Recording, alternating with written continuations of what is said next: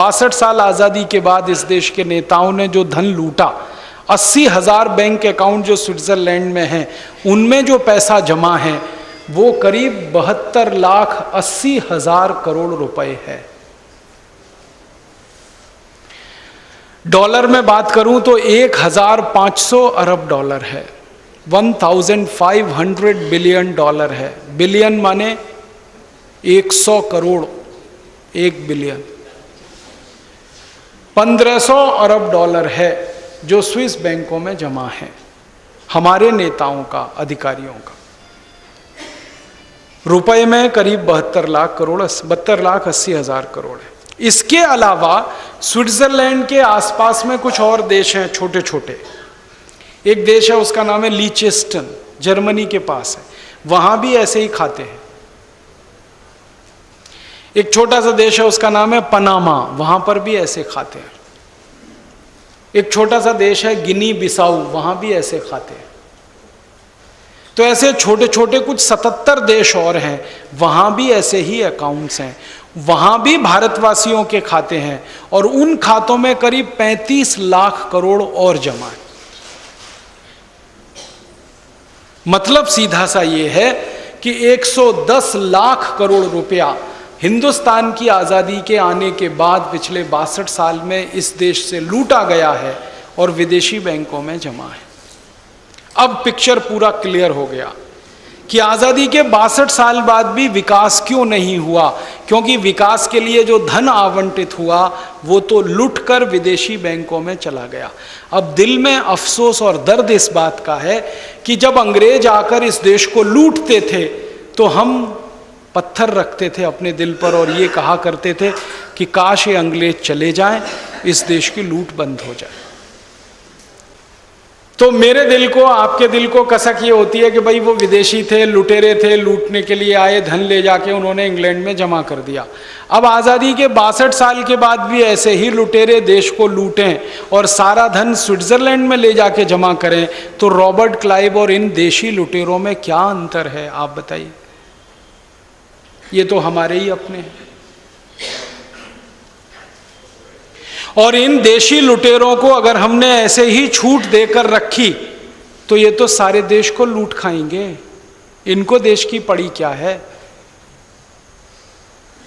और ये लोग जब लूट खाएंगे देश को और कुछ नहीं बचेगा तो ये भारत छोड़कर भी भाग जाएंगे, क्योंकि सबके पास विदेशी खाते हैं, सेटल हो जाएंगे। उनको पड़ी क्या है, उनके बेटे बेटियां तो सेटल हो ही चुके हैं पहले से, वो भी सेटल हो जाएंगे। रहना तो आपको पड़ेगा, रहना तो मुझे पड़ेगा, क्योंकि आपकी मजबूरी है, मेरी मजबूरी है। ना आप इस देश को छोड़ सकते हैं, ना मैं इस देश को छोड़ सकता हूं। तो चिंता भी आपको ही करनी पड़ेगी इस देश की, और मुझे ही करनी पड़ेगी। इसी चिंता ने हमको मजबूर किया है भारत स्वाभिमान अभियान चलाने के लिए। इसी मजबूरी में हमने ये काम शुरू किया। हमें कोई खुशी नहीं है ये काम करने की, मजबूरी है हमारी कि ये लूट बंद होनी चाहिए। तो आप बोलेंगे क्या हम इस अभियान की मदद से इस लूट को बंद करा सकते हैं? बिल्कुल, कोशिश तो करना ही चाहते हैं, बाकी भगवान के ऊपर है, वो मदद करे तो हम बंद करा लेंगे, नहीं करे तो जो भी होगा। एक बार प्रयास तो करना ही चाहते हैं ईमानदारी से। तो आप बोलेंगे क्या प्रयास है? हमारे 2 प्रयास हैं। पहला प्रयास ये है कि भारत स्वाभिमान के माध्यम से सरकारों के ऊपर इतना दबाव डालेंगे हम कि ये जो लूट का पैसा इन्होंने जमा कर रखा है विदेशी बैंकों में, ये भारत में वापस आए।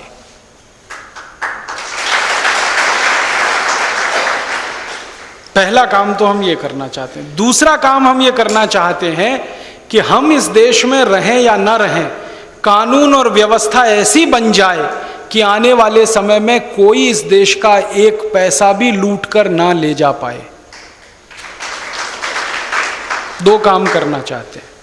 पहला, जो लूट कर ले जाया गया धन है ये वापस लाना है, और दूसरा, भविष्य में ऐसी कोई लूट इस देश में से ना हो सके उसकी व्यवस्था करनी है। आप बोलेंगे क्या ये संभव है? दुनिया में असंभव कुछ नहीं होता, हर काम संभव है। बस करने वाले का संकल्प कितना है, ये महत्व की बात है। हर काम संभव है, कुछ भी असंभव नहीं। हम दुनिया में बहुत सारे कामों को असंभव माना करते थे, लेकिन हमारी आंखों के सामने हो गए। जैसे कोई ये कल्पना कर सकता था कि गोरे अमेरिका में काला आदमी राष्ट्रपति हो सकता है? जिस अमेरिका में 85% वोट गोरे लोगों का हो, 15% वोट काले लोगों का हो, माइनॉरिटी वोट काले लोगों का हो, मेजॉरिटी वोट गोरे लोगों का हो, उस देश में कोई काला आदमी राष्ट्रपति हो सकता है? और वो भी एक ऐसा आदमी जिसका पिता कीनिया का था और जिसकी मां अमेरिका की थी। हो गया। और एक ऐसा आदमी जिस अमेरिका में मुसलमानों के नाम से नफरत है और घृणा है, बराक हुसैन ओबामा मुसलमान है, राष्ट्रपति हो गया। ये असंभव है, लेकिन हो गया।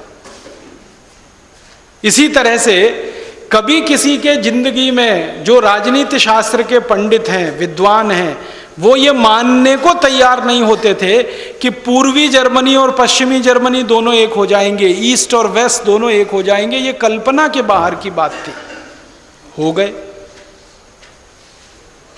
ऐसे ही राजनीति, अंतर्राष्ट्रीय राजनीति के विद्यार्थी ये मानने को तैयार नहीं थे एक समय में कि सोवियत संघ नाम का दुनिया का सबसे बड़ा राष्ट्र खंड खंड टूट जाएगा। हो गया। तो जब ऐसे बिना संभावना के बहुत सारे काम दुनिया में हो चुके हैं, तो यह भी हो सकता है कि भारत की लूट का गया हुआ धन जो हमारे हाथों से तो निकल चुका है लेकिन कहीं रखा हुआ है, वो वापस आ सकता है। हमें विश्वास है कि आ सकता है। आपको भी जिस दिन ये विश्वास हो जाएगा उसी दिन आ जाएगा। हमें तो विश्वास हो गया, आज गया, आ सकता है। आपको भी जिस दिन विश्वास हो जाएगा, आपके जैसे करोड़ों लोगों को जिस दिन विश्वास हो जाएगा, उसी दिन आ जाएगा। आप बोलेंगे रास्ता क्या है इसके वापस आने का? इसके 4 रास्ते हैं। पहला रास्ता यह है कि हम हमारी संसद की मदद लेकर ये काम करें। क्या हमारी संसद में हम एक प्रस्ताव लाना चाहते हैं, और प्रस्ताव लाने के लिए कुछ मेंबर ऑफ पार्लियामेंट को हम तैयार कर रहे हैं। प्रस्ताव किस बात का? 15 अगस्त 1947 के बाद जितना धन इस देश में से लूट कर विदेशों में जमा हुआ, वो भारत की राष्ट्रीय संपत्ति है। ये संसद में प्रस्ताव आए। अब संसद में प्रस्ताव आएगा तो बहस होगी। जिस दिन बहस होगी उस दिन आप टीवी जरूर स्विच ऑन कर लेना, क्योंकि आजकल संसद की बहस डायरेक्ट टेलीकास्ट होती है, DD1 पे होती है, लोकसभा टीवी पे होती है। और देखना कि बहस में कौन कौन MP और नेता है जो इसका विरोध कर रहा है।